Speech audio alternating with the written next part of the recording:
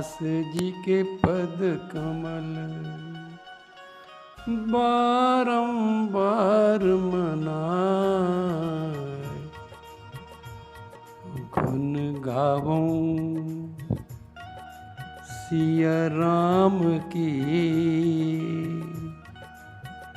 हनुमत हो सहाय, हनुमत हो सहाय। लेत सदा सुधि दीन की। प्रभु का कैसा स्वभाव है? लेत सदा सुधि दीन की, सहज दया के धाम, सहज दया के धाम। जननी जनक इस दास के, इस दास के हैं प्रभु सीताराम, हैं प्रभु सीताराम। श्री राम जय जय राम, श्री राम जय जय राम। भगवान की विशेष कृपा से विगत दिवस में आप लोगों ने अयोध्या कांड में चित्रकूट प्रसंग को सुना। चित्रकूट में भरत जी वशिष्ठ जी से पूछ रहे हैं कि हे गुरुदेव, कोई उपाय बताएं कि जिससे कि सीताराम जी अयोध्या वापस चले जाएं। वशिष्ठ जी बोले, भरत, हमारी समझ में एक उपाय आता है। भरत जी बोले, गुरुदेव आप हमें शीघ्र बताएं वो उपाय जिससे हमारे प्राणधन सीताराम जी अयोध्या वापस चले जाएं। भरत के प्रेम को देखकर वशिष्ठ जी कहने लगे, भरत कि तुम कानन गवन्यो दो भाई।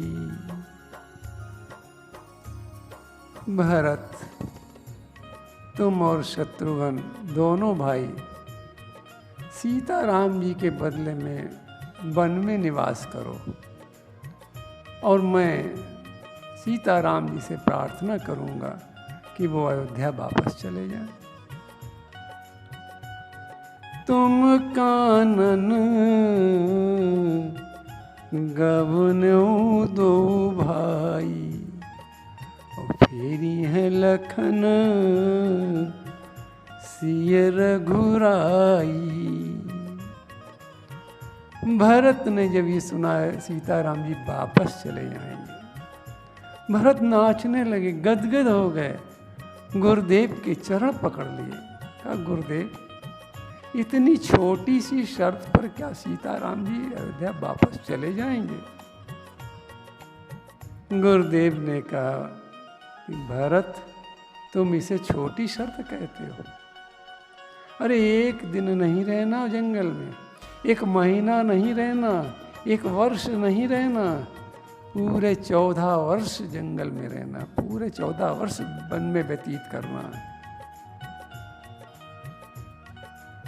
भरत जी बोले, हे गुरुदेव, मैं आपके चरणों की सौगंध खाकर कहता हूँ कि आप 14 वर्ष के लिए कह रहे हैं, और मैं तो कानन करऊं जन्म भरी वासु। मैं तो पूरा जीवन जंगल में व्यतीत कर दूंगा, मैं अयोध्या वापस कभी नहीं आऊंगा। बस केवल हमारे प्राणधन सीताराम जी किसी तरह से अयोध्या वापस चले जाएं। वशिष्ठ जी ने कहा, भरत तुम्हें इससे क्या लाभ होगा, तुम तो राम जी से दूर के दूर ही बने रहोगे। भरत जी बोले, गुरुदेव ये क्या कुछ कम है कि हमारे कान सुनते रहेंगे कि हमारे प्राण धन सीताराम जी अयोध्या के राज सिंहासन पर बड़े प्रसन्न मन से बैठे हुए हैं। जब ये समाचार कानों को मिलेगा तो गुरुदेव मेरा जीवन सफल हो जाएगा, मैं धन्य हो जाऊंगा। भरत का प्रेम जब वशिष्ठ जी ने देखा तो गदगद हो गए और विधेय हो गए, उनकी स्थिति विधेय जैसी हो गई। वे कुछ कहने की हिम्मत नहीं कर सके। बड़ी देर में सावधान होकर वशिष्ठ जी ने अयोध्या वासियों को साथ लिया और भरत शत्रुघ्न के सहित राम जी के पास आए। राम जी ने जब गुरुदेव को और अयोध्या वासियों को देखा तो सबको बैठाला और गुरुदेव को आसन देकर गुरुदेव के चरणों में दंडवत प्रणाम किया और कहा, गुरुदेव आप आज्ञा करें। वशिष्ठ जी कहने लगे, राम तुम सब जानते हो क्यों तुम अंतर्यामी हो। इस प्रकार जिसमें सबका हित हो वो उपाय करो।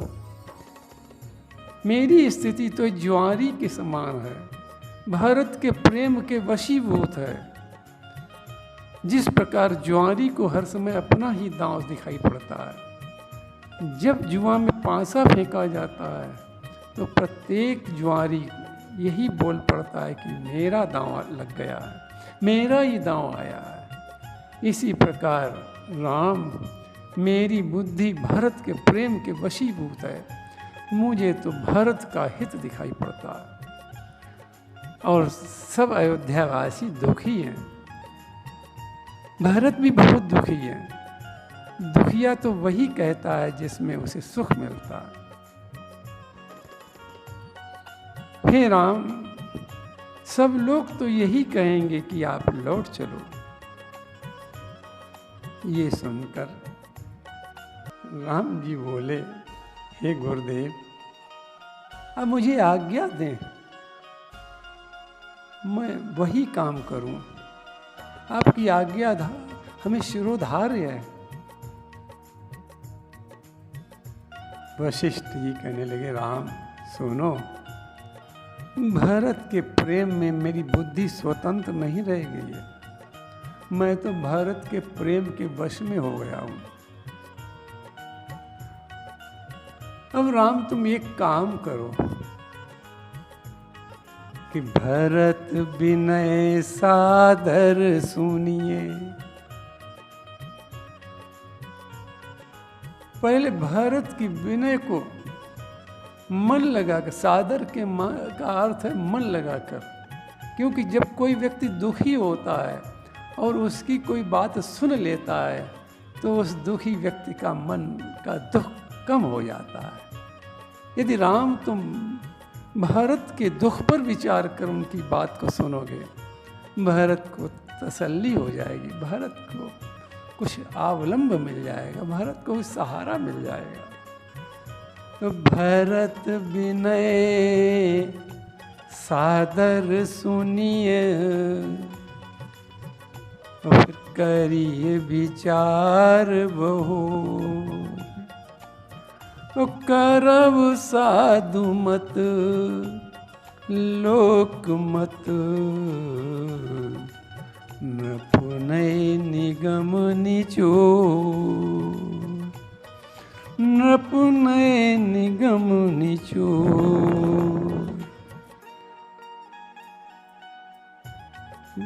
वशिष्ठ जी कहते हैं, राम हम ये तुम्हें आज्ञा नहीं देते हैं। गुरु समझकर मेरे ऊपर निर्णय का भार रखा गया है, वो ठीक है, लेकिन राम हम तुम्हें आज्ञा नहीं देते हैं, बल्कि हम इतना कहते हैं कि भरत की रुचि अवश्य रखी जाए। भरत का विचार आप मन लगाकर सुने और 5 बातों पर विचार करके अपना निर्णय करें। पहला है साधु मत। साधु मत इसमें क्या कहता है? राम जो साधु मत से प्रशंसनीय हो वो कार्य तुम्हें करना है। दूसरा है प्रार्थी भरत की रुचि। भरत की रुचि को भी सम्मान मिले, जिससे भरत का दुख दूर हो। तीसरी बात राम है लोकमत। इस लोकमत से ये मालूम पड़ता है कि तुलसीदास जी लोकमत के बहुत बड़े पक्षधर हैं और राजा का कर्तव्य है। वशिष्ठ जी संकेत करते हैं कि राम तुम राजा हो, राजा का कर्तव्य है कि लोकमत का सम्मान करे, लोकमत की निंदा नहीं होनी चाहिए, लोकमत का सम्मान हो। चौथी बात है राजनीति क्या कहती है, क्योंकि राम तुम राजा हो, राजा वही सफल है जिसको राजनीति का पूर्ण ज्ञान हो। और 5वीं बात है राम वेद शास्त्रों का मत इसमें क्या कहता है। क्यों? वेद शास्त्र सर्वोपरि हैं। राजा को वेद शास्त्र की आज्ञा के अनुसार चलना चाहिए। वशिष्ठ जी गुरुदेव हैं। गुरु का काम है कि अपने शिष्य के धर्म की रक्षा करना। राम जी को पिता की आज्ञा पर विचार करने की स्थिति पर गुरुदेव वशिष्ठ ये सारी बात संकेत के रूप में कह रहे हैं, क्योंकि गुरुदेव वशिष्ठ ये नहीं चाहते हैं कि महाराज दशरथ की आज्ञा राम जी न माने। पुत्र के लिए पिता की आज्ञा तो सर्वोपरि है। पितु आयसु सब धर्मक टीका। इसलिए संकेत में वशिष्ठ जी ने राम जी को सब कुछ समझा दिया। गुरु का यही काम है, शिष्य को सांकेतिक भाषा में सब कुछ समझा दे। वही बात यहाँ गुरुदेव वशिष्ठ कर रहे हैं। और राम तुम इन 5 बातों का सामंजस्य बैठाकर कार्य करो।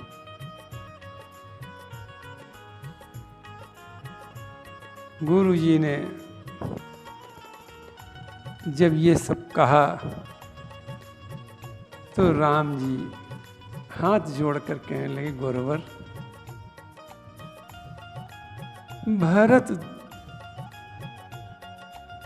धर्म को भली भांति जानते, विधिवत जानते हैं, वे धर्म धुरंधर हैं, जानते ही नहीं धर्म को, धर्म धुरंधर हैं। अतः वे मेरे धर्म को छोड़ाएंगे नहीं कि भरतई धर्म।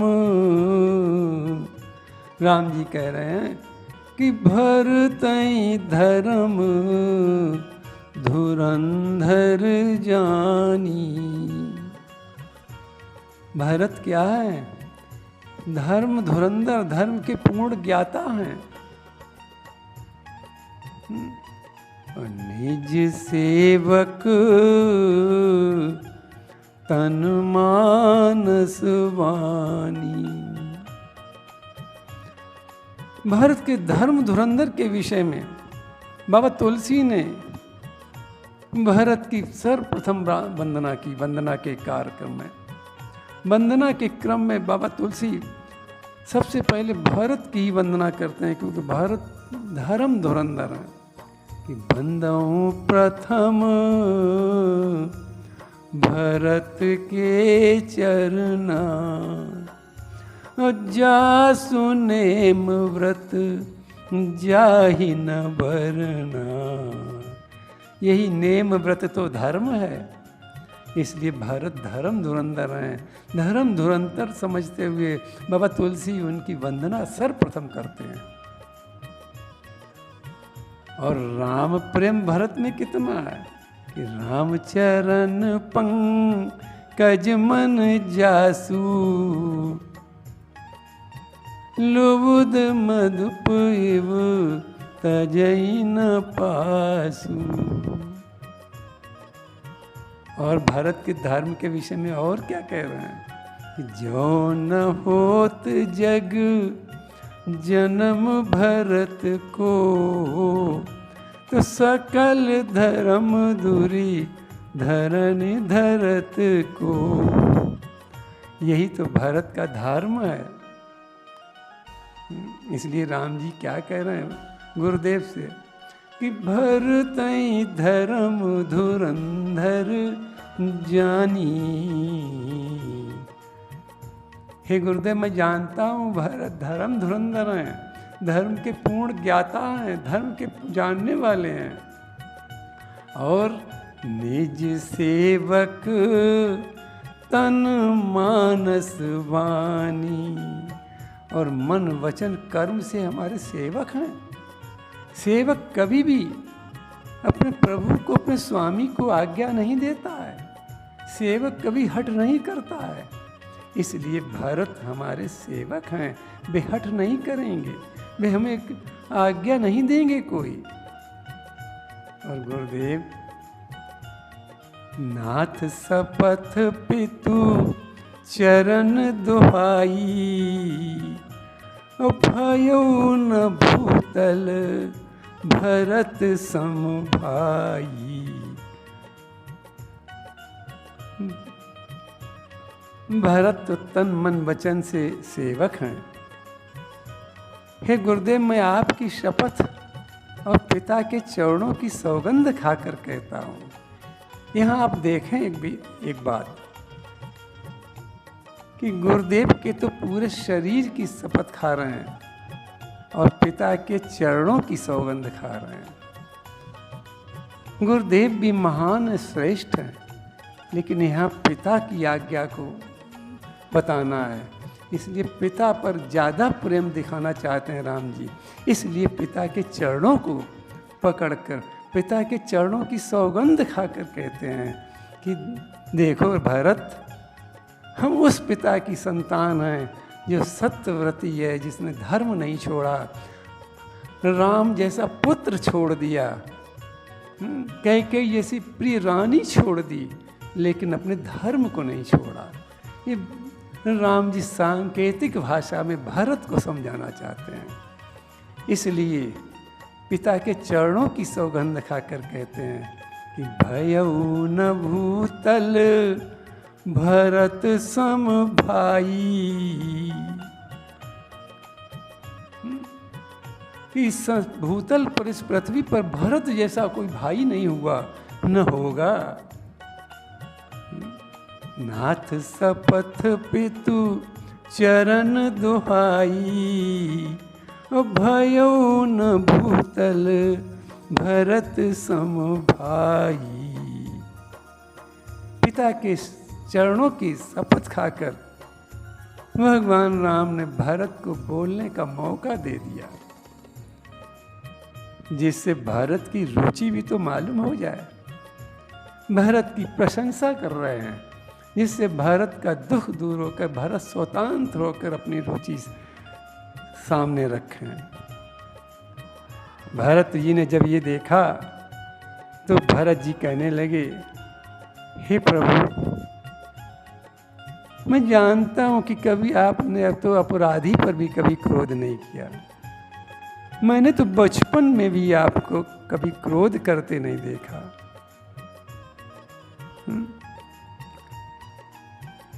जो अयोध्या में अनर्थ हुए हैं, जो आपको नंगे पैर वन में आना पड़ा, जो माताओं को वैधव्यता स्वीकार करनी पड़ी, अयोध्या के नर नारी को दुख उठाना पड़ा। इन सब की जड़ में तो मैं ही हूँ।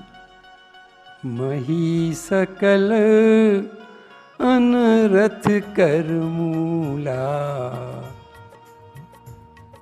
हे प्रभु, ये सब इतना मैं अनर्थ की जड़ होकर सारे अनर्थों को देखता रहा। आपको मुनि वेश धारण कर सीता लक्ष्मण के साथ पैदल वन में आने का समाचार सुना और यहाँ आपको देख रहा हूँ वनवासी रूप में, और मैं ये सब देख कर भी जीवित हूँ। ये मेरा दुर्भाग्य है कि महिषक। भरत जी अपने को ही सब दोष दे रहे हैं, सब अपने को ही भरत अपराधी मान रहे हैं। सारे अनर्थों की जड़ भरत जी अपने को मान रहे हैं। मही सकल अनरथ कर मूला, सो सुनि समुझी सहु सब सूला। भरत जी की वाणी जब सब लोगों ने सुनी, शोक मग्न हो गए। तब गुरुदेव ने हरिश्चंद्र की और अन्य राजाओं की कथाएं कहकर भरत को हिम्मत बंधाई, समझाया।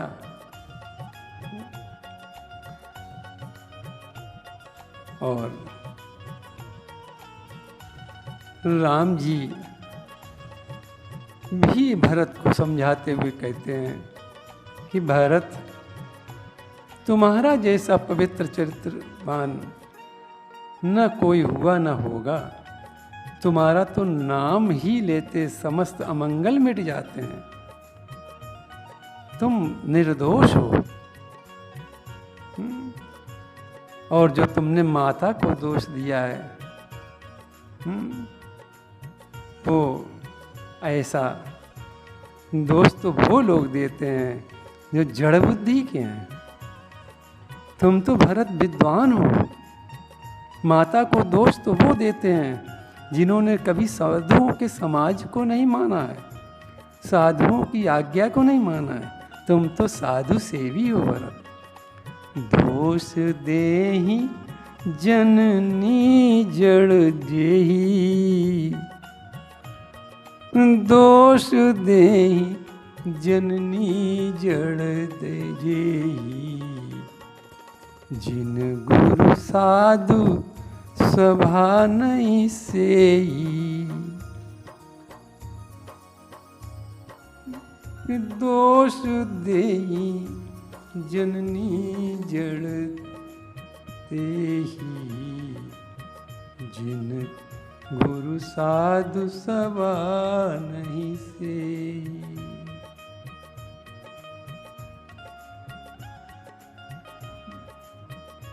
दोष देहि जननी जड़ तेहि। जिन गुरु साधु सभा नहीं सेई। ऐसा कहकर भरत जी को राम जी बहुत हिम्मत बनाते हैं और कहते हैं, भरत, ये पृथ्वी तो तुम्हारे ही कारण से अभी तक यहाँ बनी हुई है। कहूँ सुभाऊ सत्य शिव साखी, भरत भूमि रह राउर राखी। प्रभु कहते हैं, भरत, ये धरती तुम्हारे रखने से ही रह सकती है। तुम्हारे हाथ में ही इस धरती की रक्षा है। इसलिए यदि मैं पृथ्वी का भार उतारने के लिए वन में नहीं रहूंगा तो पृथ्वी का ये भार कैसे उतरेगा।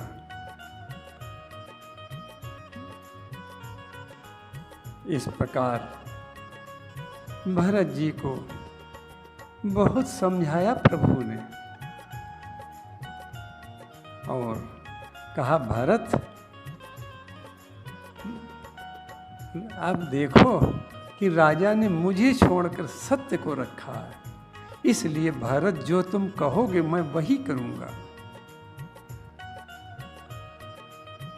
जब प्रभु भरत जी से ये कह रहे थे कि भरत तुम जो कहोगे मैं वही करूंगा, तो देवराज इंद्र घबराने लगे, सोचने लगे भरत तो यही कहेंगे राम जी वापस चले जाओ, तो बताओ फिर पृथ्वी का भार इन राक्षसों का वध कैसे होगा। अतः इंद्र मन ही मन राम जी की शरण गए और कहा, हे प्रभु रक्षा करो रक्षा करो।